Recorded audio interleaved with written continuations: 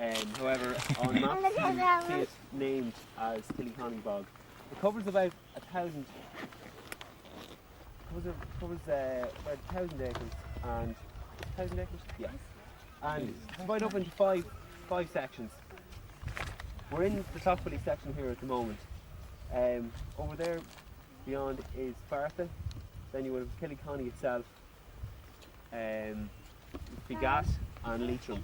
And in fact, Killyconny and Fartha are actually in Meath.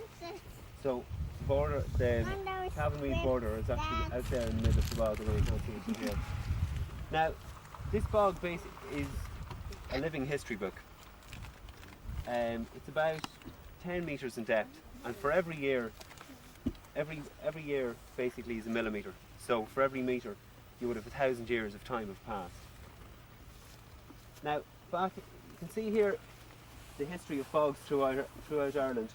At the moment, we only have roughly 5% of the bogs that we originally had in the country. We covered between 30 and 40%, as you can see there. But this is nothing in comparison to Europe as a whole. I'd say in Ireland we have between 40 and 50% of all the raised bogs that are left in the whole of Europe. Now in Holland, for instance, a country who started off developing the commercial side of bog cutting for turf as use as a fuel, they've now started spending millions of pounds trying to regain some of the flora and fauna which they've lost throughout the years. Now in the 1950s, Lord Hertford signed over the Cloughbally and the Killyconny section to 12 trustees. So that is actually taken care of. The other were divided among tenants, but there is actually a protection order being sought for this bog and a bog in Black Line in northwest Cavan to actually conserve what's here already. This hopefully should be the last year that there will be any machine cutting. People have cut by hand since we can date it back to pre-famine times, but hopefully if Sheila de Valera agrees, there's a bit of controversy in Black Line in northwest Cavan about the bog, but hopefully from next year on we'll be able to preserve what we have here. And it really is a living history book. You'll see further on, when we get further on, various examples of artefacts, even bodies, bog wood and other artefacts that have been preserved throughout the ages. Right, we'll move on to the next section. Tell them about the makeup of it.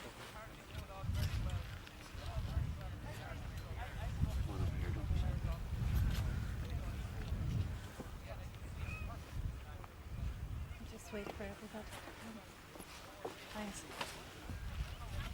Ferns and that. It's basically acidic. It's the nature of the bog. The bog can basically hold. You can see there that it's cleaned off. That's copper. The acid has actually cleaned off all the dirt of that, and that's part of the reason. The acid of it. There's no oxygen beneath.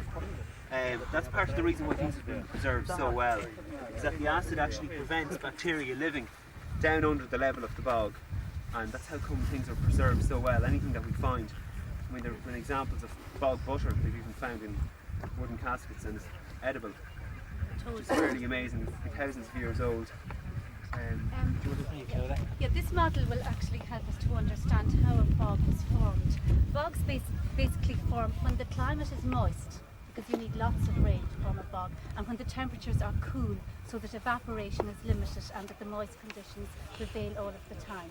Basically, it all starts at the bottom of a lake, and at the bottom of a lake you have a chalk-like substance which you call marl, which is down here, only we can see it clearly with the condensation. On top of that, as you notice if you visit Mullagh Lake, you have vegetation and plants that grow around the edge.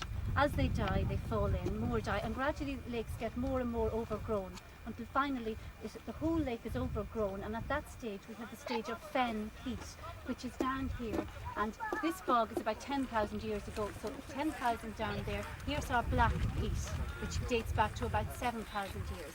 Then about 4,500 years ago we had a stage where the climate actually dried out a lot, and because of that the bogs dried out and we had pine woodlands flourishing on bogs.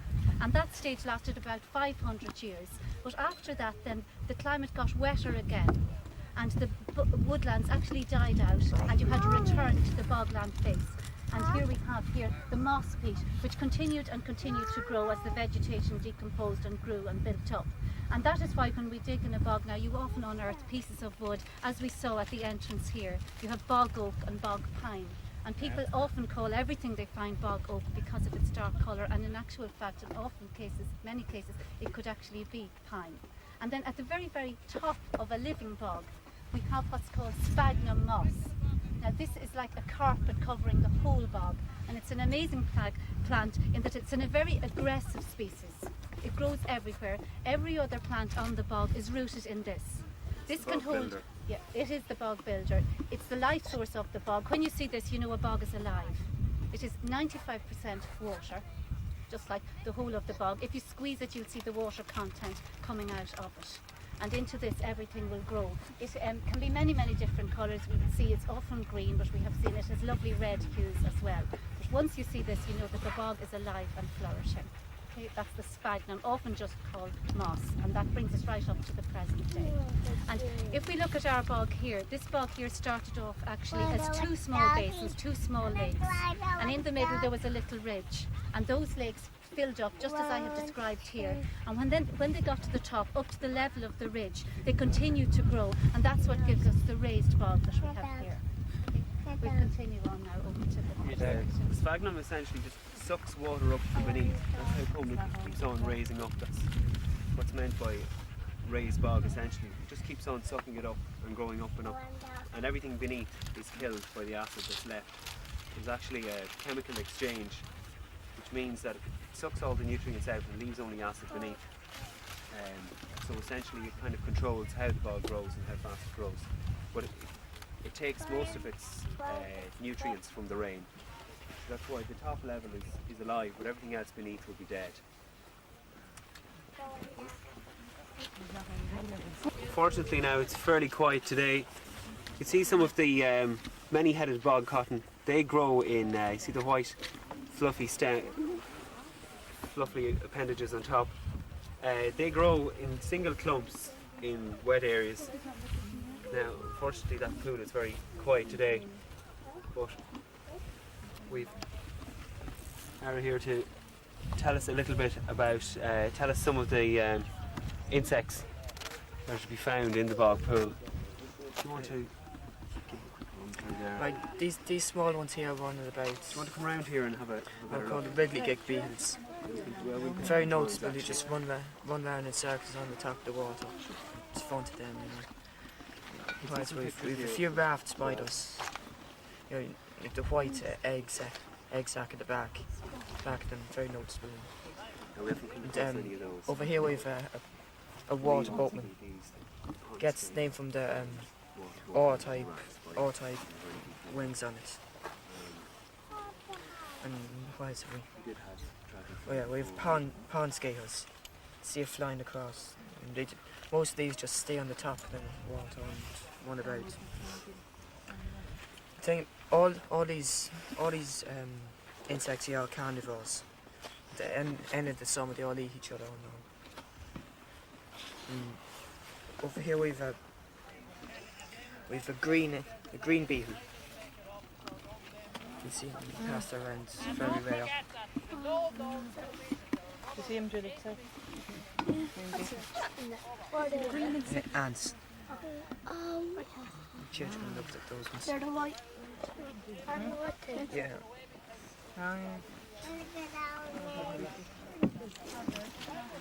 At the back here we have some damselflies. You see it there? The red tail at the back and very nice. See it flying there? Oh yeah. Very noticeable. So make sure you have a look at your top. Just so fast. I think you're as good. Now, that stick there is about 3.5 meters long, or tall, or deep, if we pull it down. It will take about 3 of those, end on end, to get right down to the bottom of that bog. There's a probe up there. You can try it out if you want to. that has been sunk down into it, and we tried it last year, and it went down about 10 metres. Now they reckon that they estimate that a bog like this on average grows around a metre every 1,000 years. So therefore 10 metres deep represents 10,000 years. And my job is to try and mention a couple of things that you might remember from history that might have happened, not during 10,000 years, but the last 1,000 or two. So the last 1,000, say, that could be around the year 2000 coming up. And down here around the year 1000, I have a mark down there for 1014, which was the year of the Battle of Clontarf. Brian Boru won the battle and lost his life. Up a bit further, you might have heard of the coming of the Normans to Ireland in 1169. Yeah. And that began Richard de Clare, known as Strongbow Man yourself. Strongbow was his nickname. And so they took over large parts of Leinster, Munster, and eventually other parts of Ireland as well. Eventually they became very friendly with the Irish and became somewhat like the Irish. So much so that in 1367 there were laws passed by the Parliament, which was which came together in Kilkenny, and they passed laws called the Statutes of Kilkenny.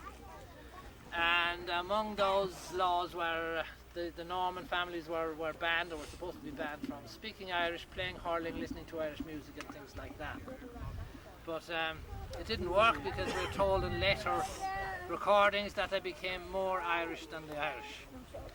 So that was 1367. But halfway up through that millennium, that 1,000 years, there's that blue line there represents the time that Christopher Columbus crossed the Atlantic to America. 1492 or thereabouts. So in bog terms, in bogology, in bog language, and as far as Europeans are concerned, America only started around about there. Of course, America had a long history before that, which is largely unrecorded, but not from a European point of view. Another 100 years on, 1601, Battle of Good man, Battle of Kinsale, in which the old Irish chiefs, the old style Irish chiefs, Hugh O'Neill and Hugh O'Donnell, and those were finally, or almost finally, defeated at the Battle of Kinsale by the English. A few Spaniards had come to help the Irish as well, but they didn't work out anyhow. That's 1601. Near the end of that century, you had another famous battle, 1690. Battle of the Boyne. Battle of the Boyne, right. And that was another decisive battle, because it decided whether King William of Orange or King James were to rule, and as it happened, King William ruled. Up another 100 years or so, it all seemed to happen just before the turn of the century, or shortly after. 1798, we're celebrating the second centenary of 1798 this year. So as far as the bog is concerned, it only happened the day before yesterday. And then in the middle of the last century, you had maybe the saddest story of all in Irish history, the Great Famine, in which 1845 to 48, 49, you know, round about that. And that brings you up then nearly to modern times, the year 1900, nearly halfway through that. That dot there represents 1947, when Cavan defeated Kerry in the Polo Grounds, New York.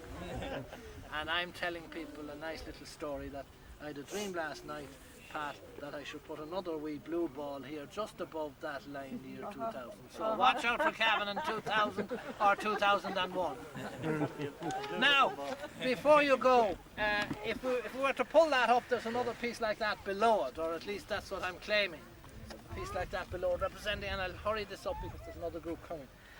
Down at the end of it, 2,000 years ago, only 2 meters down in the bog, birth of Jesus.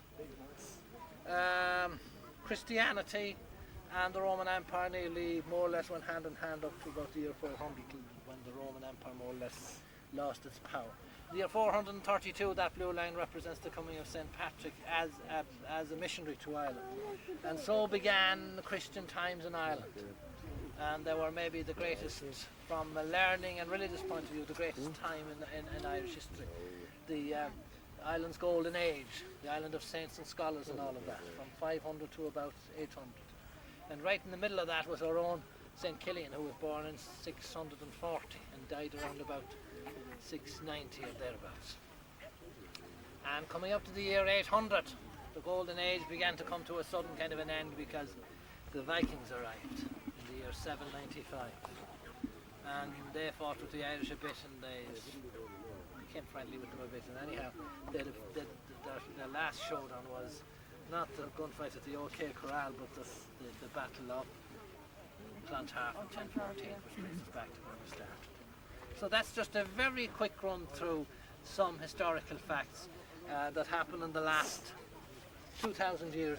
And we're mentioning those only to show, only to relate to the age of the bog. That it's only that depth and that depth again. And there's 8 other metres below that, representing 8 other 1,000 years. But we've no recorded history of that. So thank you very much. That's my story. And if there's a lie in it, don't blame me. Cross, and it would have been 8 foot at its shoulder, so that'll just give you an idea of how huge it was. It was one of the most magnificent beasts to grace the Irish countryland in prehistoric times. Now it was actually found in a bog near Dunshaughlin in Meath, and was luckily preserved by one of the man who's living locally here now. And just to give you an idea, gives you an idea of what has gone before. That would have been in the ground for 2,000 years, and there's actually very few remnants similar to this that have been found. I'd say it could be less than 50. Do you want to say, Aisling, do you want to say a little bit about the skull? Yeah, if you look over Yeah, here. just to- And that allows things to be preserved almost perfectly if they have been left undisturbed. And over the years we've had many interesting finds, many of which can now be seen up in the National Museum if you visit it. One of the most famous is this one up here, the Derrynaflan chalice, which was found in County Tipperary. It belonged to the monks in a monastery. And it was during the times of the Viking raids, and they knew that the Vikings would make straight for the churches and the monasteries because they knew that's where they would get things that were very valuable. So what the monks often did was took their treasure and buried it in bogland that surrounded their monastery so that it would be kept safe. So that when the Vikings raided, they wouldn't get that. And then one of the bog hoards was found in Derrynaflan, and this Derrynaflan chalice is a very, very good example of something that was very well preserved. As well as that, we have footwear, musical instruments. These bronze trumpets were found up in County Armagh. We have ancient Irish jewellery like a gold torque. We have evidence of the very first wheeled transport. We have almost perfectly preserved wooden wheels, and we have wooden vessels in which they often kept butter. And we're told, as Eamon said before, that when they took it up, if it had been untouched, it actually would be fit for you to eat. But it would probably take a brave person to try it, but we've been told it would be fit for consumption. As well as that, one of the most unusual finds would probably be bog bodies. You've seen the skull that Eamon pointed out in the face there.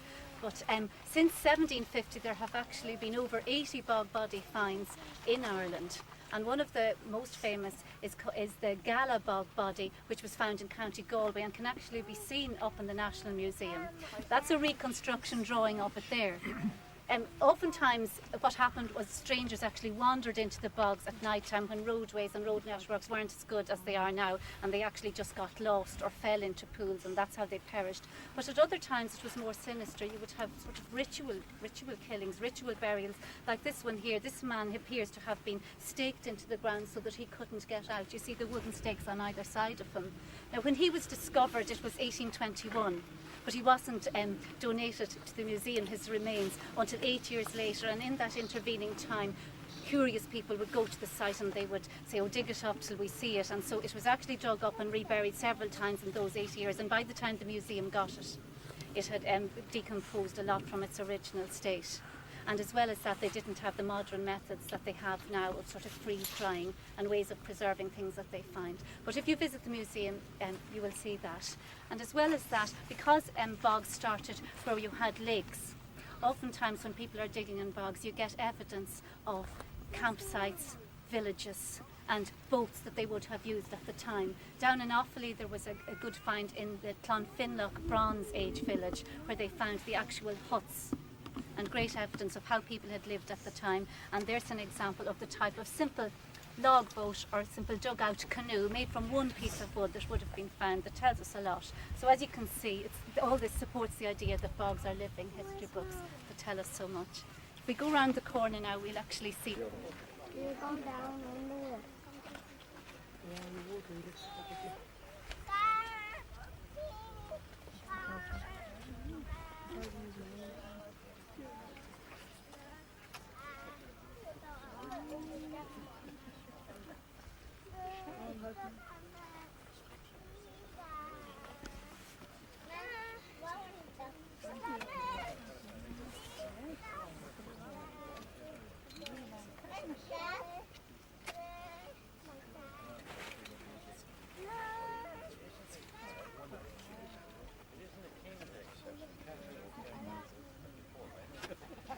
Phil, hello. How are you? Could you tell us a wee bit about how you're marking this today, this competition? Give these people an idea. Well, that's a competitor there in a turf cutting competition that we're running. And he's the third competitor we had today. Each competitor is asked to nick 3 row across the bench. That's the bench in front of him. And he has to nick 3 row across that and cut them and throw them up to the wheeler. And he's judged on the straightness of the rows. He's judged on the uniformity of the sods, and all the one size and all the one thickness. He's judged on the face of the bank after he finishes, and he's judged on the floor after he finishes. And the maximum on all them sections is 10 points. So that's it there.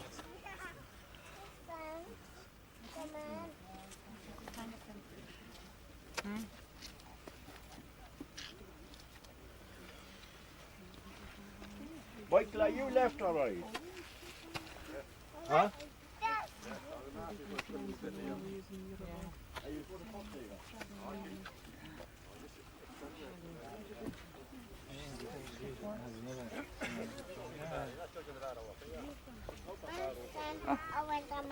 You can't. Nobody's allowed over there.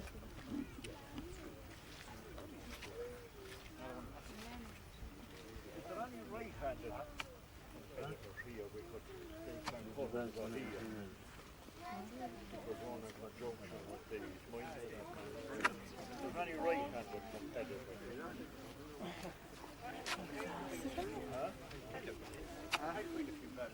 It's fall in there.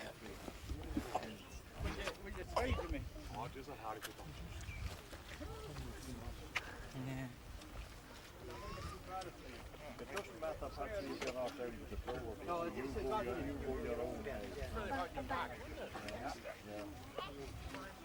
Yeah, we take a picture of Cloud at the bottom. Cloud. Well, look, turn around, Tom. And take a picture of the dog. You're a bit small. Look at Tom. Look at Tom. Smile, go. Mommy. Mommy. Look at Mommy. Big smile.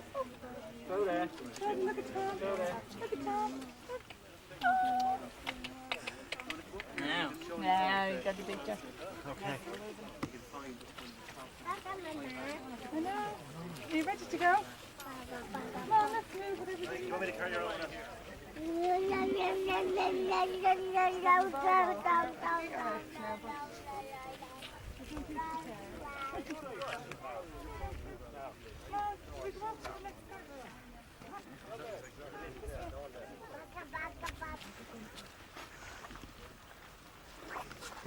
Luchin.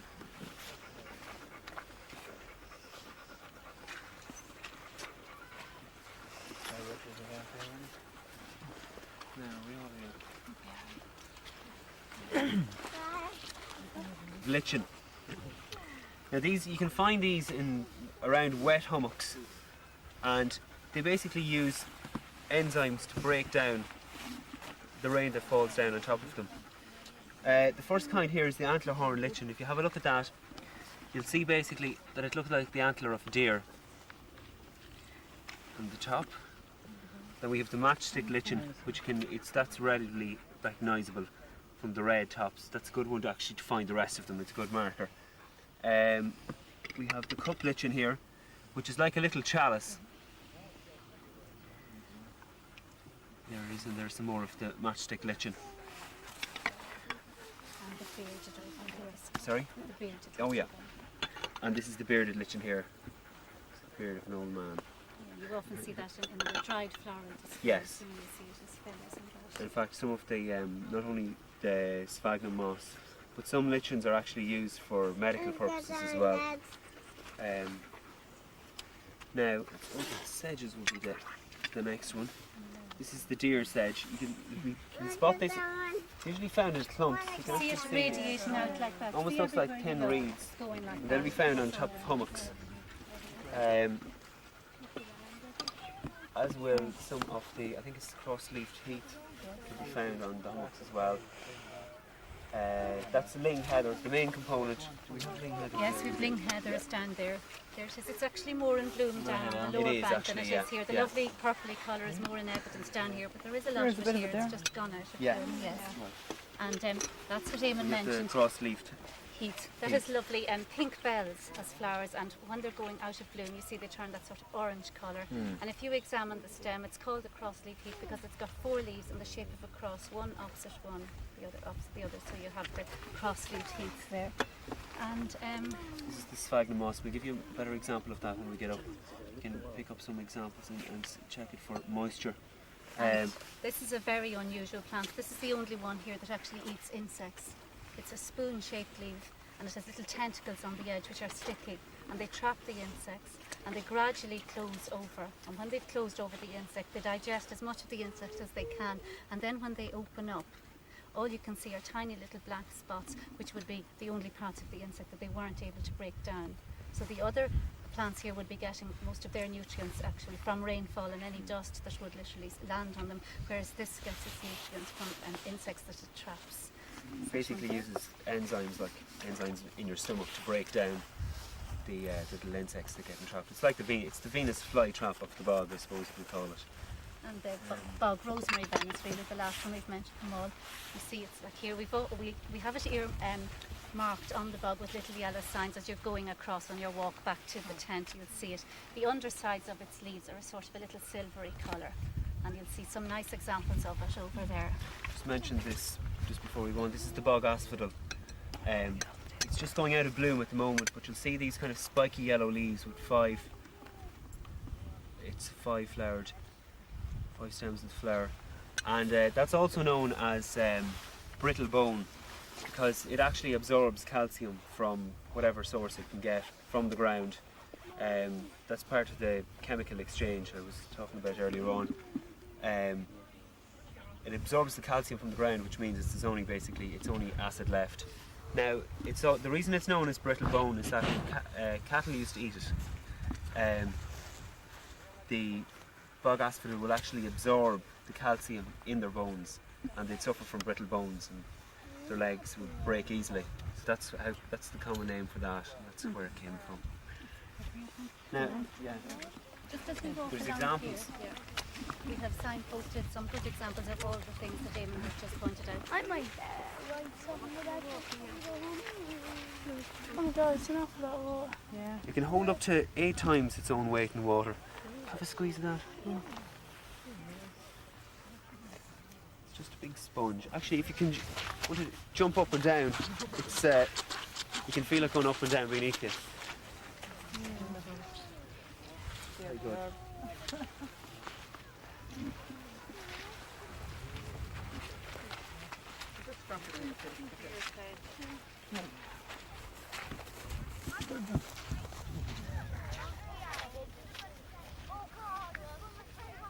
These are marked off in meters between the brass markers there. And for every meter that I pull out, for every stick, it's 1,000 years that have gone by. So we're basically, it's actually it's supposed to be a bit messy, but anyway.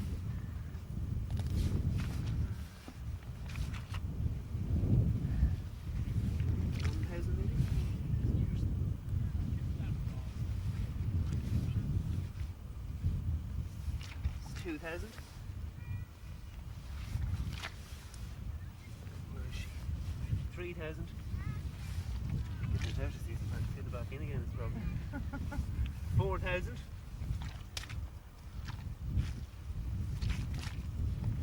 5,000. 6,000. That's the air escaping there. 7,000. 8,000. Now that actually goes down to another. It varies between 7 and 10 metres in different parts of the bog, the depth. But that'll just give you an idea. For every one of those 1,000 years have passed.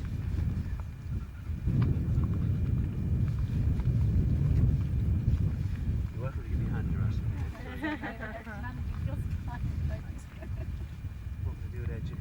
It's more an encouragement that always helps.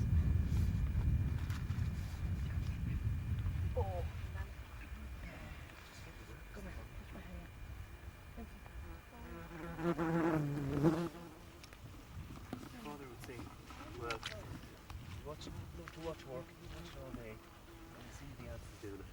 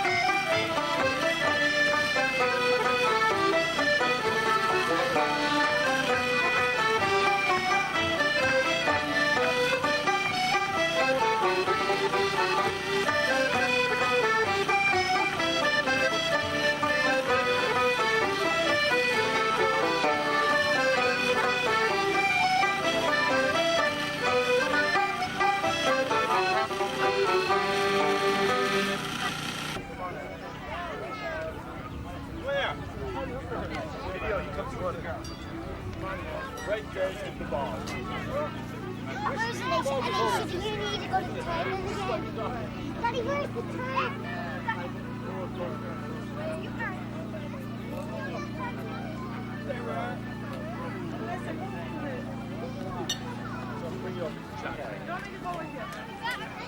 Over this way. I don't like playing. Don't leave me there.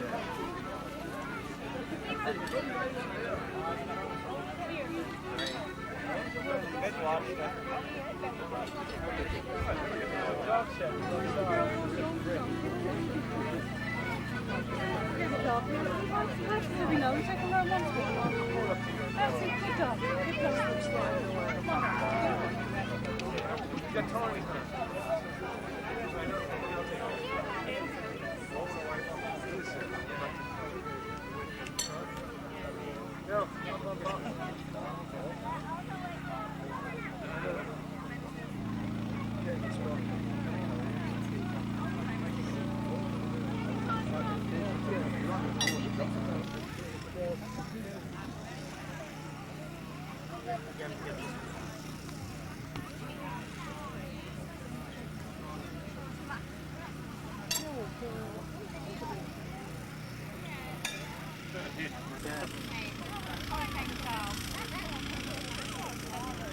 Can you tell me a little bit about that instrument there?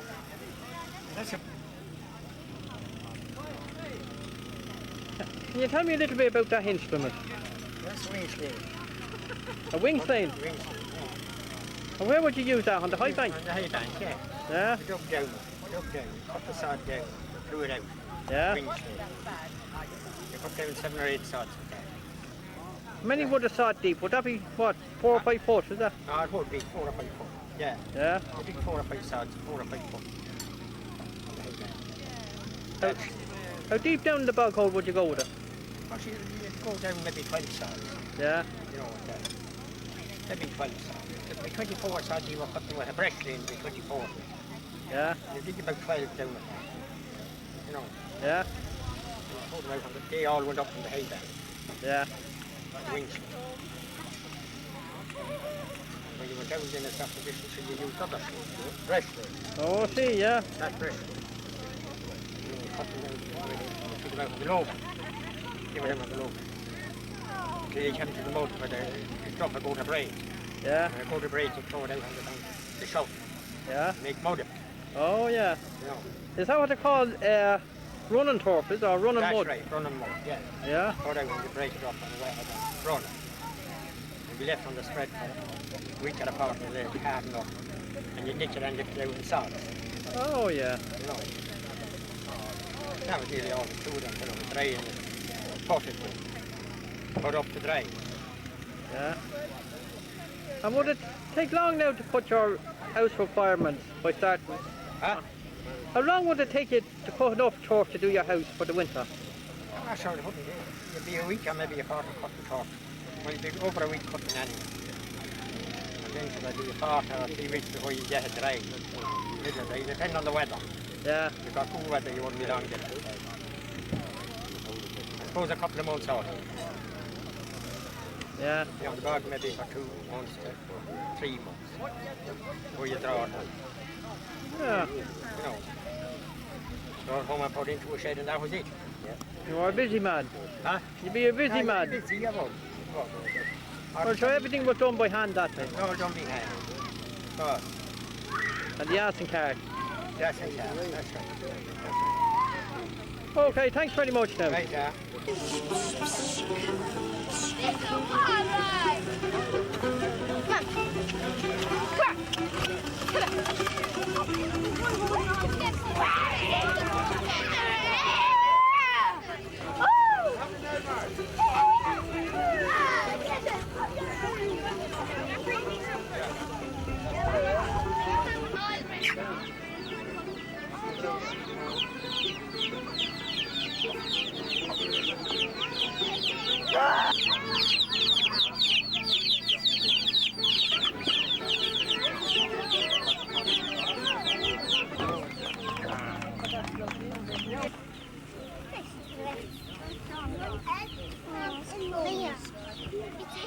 photographing me. Yeah, wave. Wave to the camera. Say hello, Jim. Hello, Jim. Hello, Deirdre. Cheese. Say cheese for Jim. Cheese. Did you? And did he get you? Did I? Did he get you, did he? Mia. Hello, Deirdre.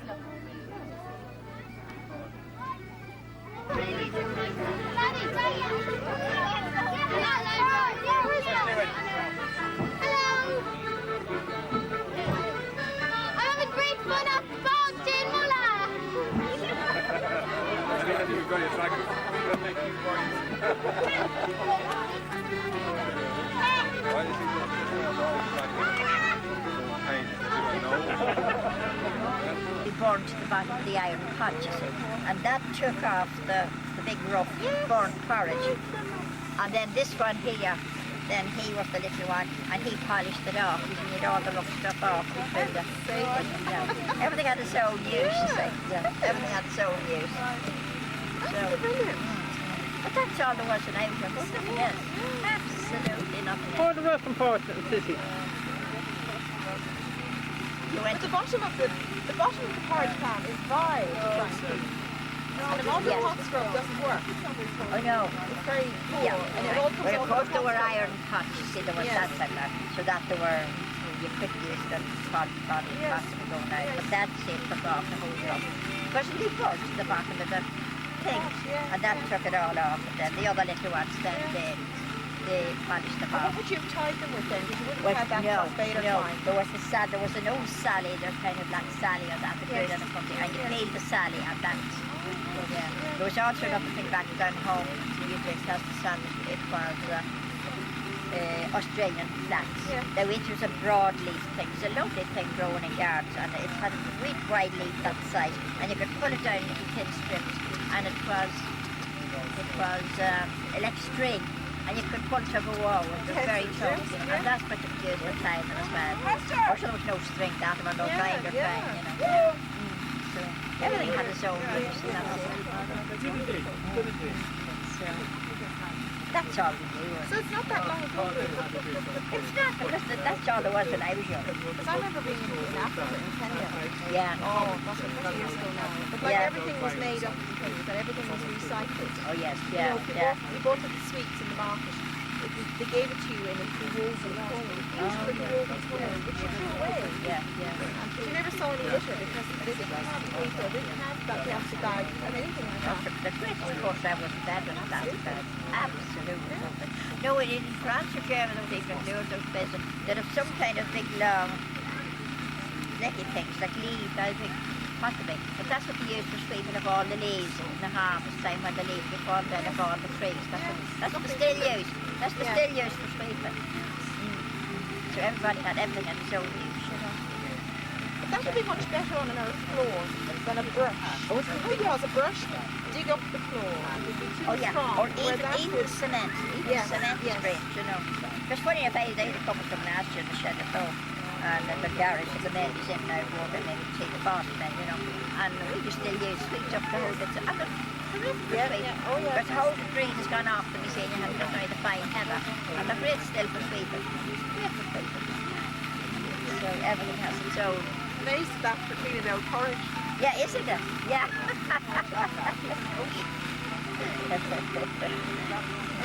Yeah, I don't eat porridge. It was forced into me when I was a child, and I'm one of those people that can't have Well, it. But I this remember really the old saucepan. This would have been a kind of porridge, those big in the big pots. But the big pots, there were iron pots, or stir-about. They were meant for feed the sows and the pigs. And they were picking then, you put up cabbage and kale and that type of thing, or whatever, and you dumped it all up, you see. And that's it burned for you. It burned, yeah. It could be like the porridge that you've been talking about, you see. But that's why that these things then took this whole rough thing off. And then the other little kind of drum thing, you know. So everything had its own. Did you sell many today? I can sold a few. Some of them these are sold too, but I don't know whether they'll go back to them or not. Some of them don't go down either about it. Or you wouldn't sell that many, so it's just a matter of having, you know. It's not just a matter. That was one of it up there for the dad was telling how it was made, you know, how you put it together, you know. So a lot of things we wouldn't have eaten compared to them. Wouldn't leaving them up to a fall, you know, or anything. Everything has its own. One of the sticks had big boxes already. Oh, yeah. So now, well, it's nice talking to you. Nice to see you. Bye. Not too bad. Okay. For a heavy set man, actually, it is a very good song. Okay. Right, we move from here.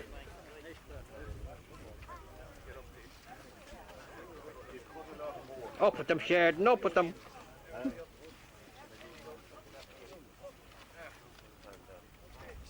Over here just to examine some of the plants that we find.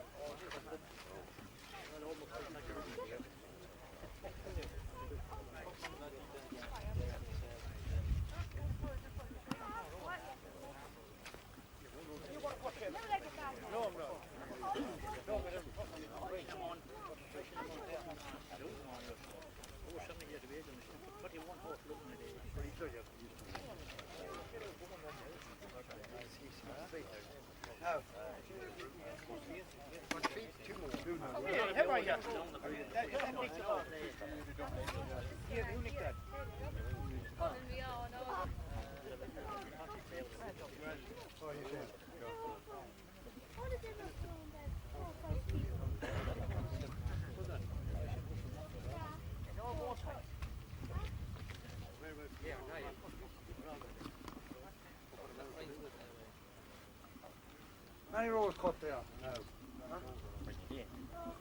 One. Is it one? One or two? Two of them. One.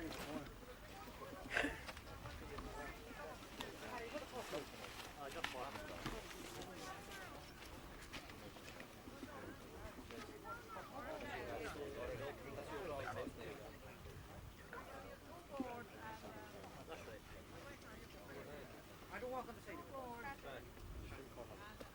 One more.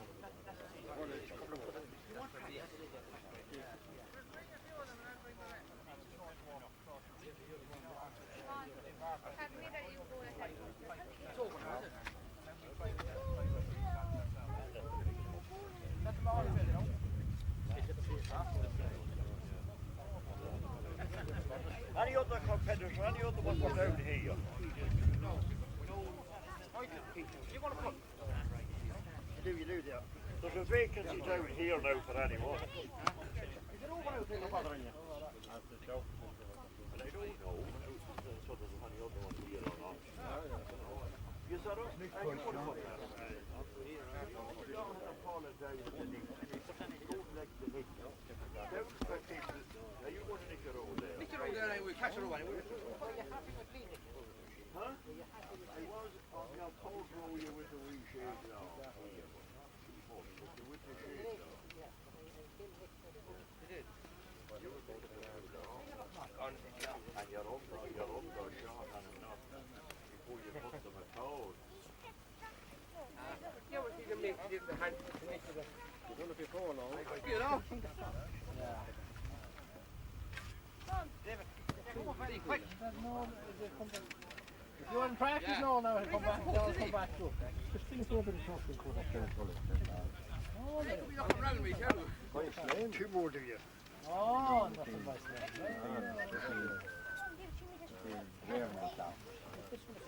you do hold it out. Nick them for 2 days.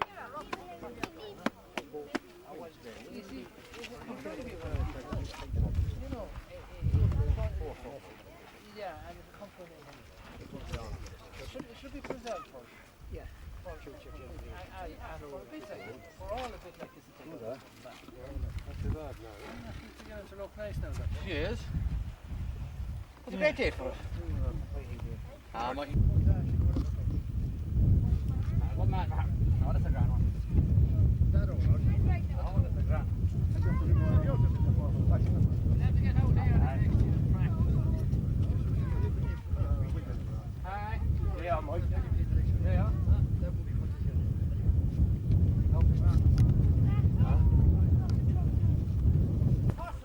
I'll show you the next part of it. You shouldn't have your wheel up against the last. You shouldn't have your wheel up against the last. You're going the wrong way. Oh, that's what's wrong. You should start back here. Ah, well then. And have the... When Come on, Mark. Now, Peter, what's the cameraman? You set the field man now. Oh, now, all right. Now is that Marty going to speed now?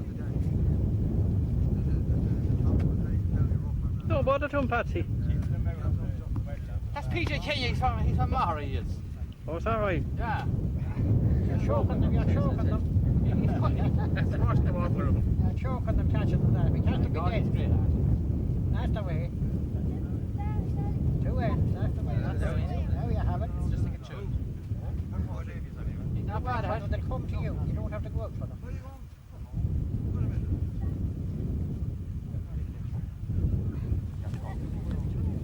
Do you want to coffee? Coffee with them, man. Pick that up. Now, go on ahead now, Peter. Go on ahead with it. Right. Enough with them. Just charge. What I with them? That man and I'll beat up that man. Come out then. Come on, Brian. You pull your bar in that.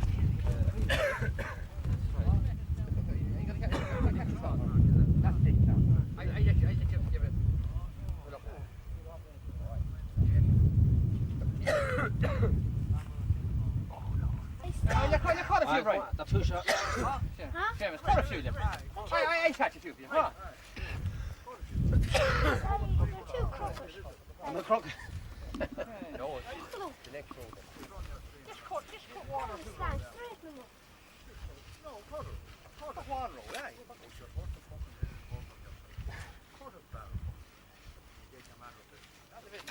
Never seen again, mate. Hey, mate.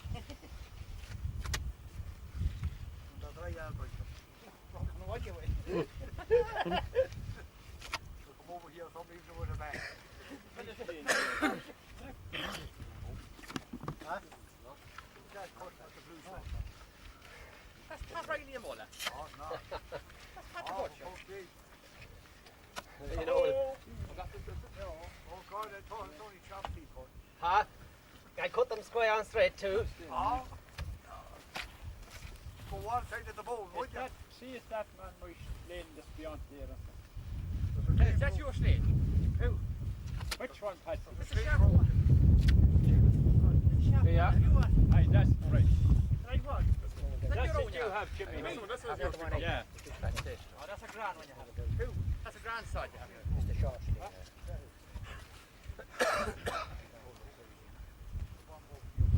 Straighten them up.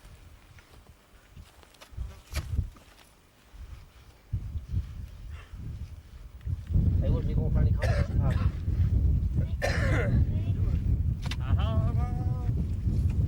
That'd be how day on the bog, I'll say. Oh, sure. Huh? Oh, fuck's sake. Yeah, that's it now. Much as John myself one year on South 7 tough down. That's one place. 2 times. But not like a We had a problem with the with the rank house. We had a level. South 7 tough lambs. And it's one much as down the house. Yeah. One the bob and the one the other time. We used to do a great old chicken section about you. Used to walk the days out, you talking about fucking. Jim.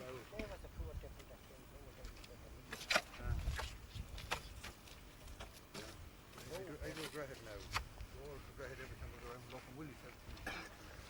I see me sweating one day. That never pass any after lunch. Never pass any of that. And some day, man, John, and one feet above, if you put it out light, but never put up. Maybe about 9 or 10,000 more than along with that on top of that. Sell the mud talk. Sell the mud talk and keep the slate staying. That went on for years and years and years. That's a wall meeting now, isn't it? Years of my life there.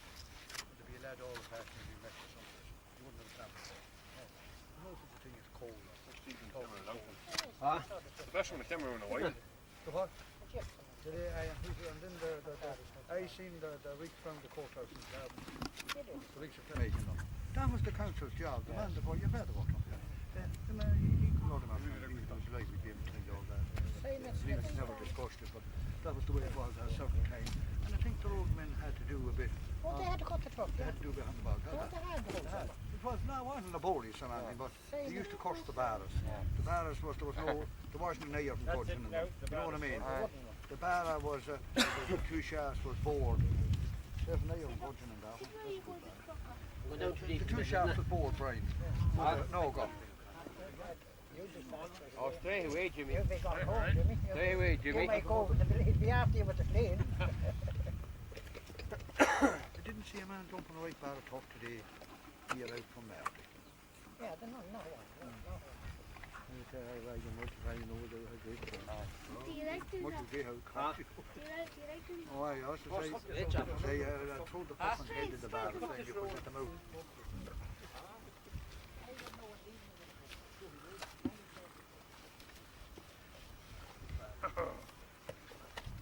And there's some used to put 26 off too.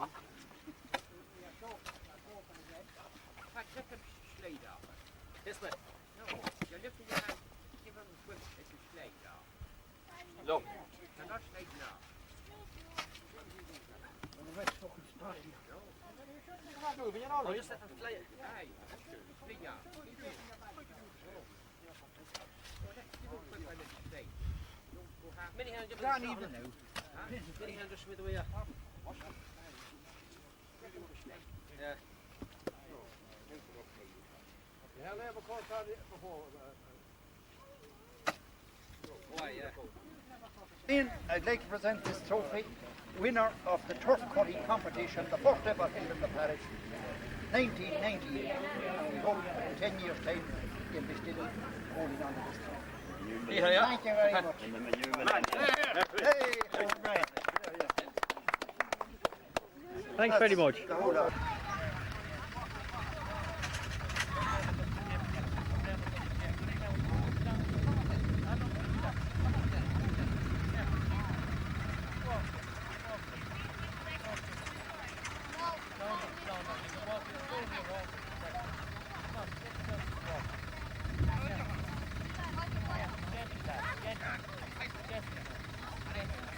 Jim, the man behind the dip. Yeehaw! Yeehaw!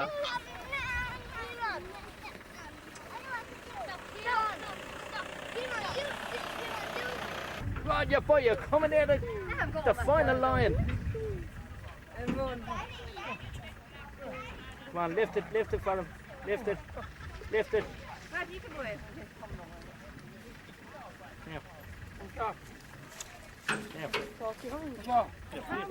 Oh, I didn't go near you at all. I can't look into the sun. Yeah, thank you. Just trying to get Kieran. Kieran. There's my two neighbours. Kieran. Kieran. Good Jim. Give Colin the whale. Will you give Colin the whale? Can I get up for a minute? Come on, Jim, get a photo of Colin in here. Jim. Let's move the way. What? Sim. Ray Colin's gonna. Sim, a photo of that. Now, bitch.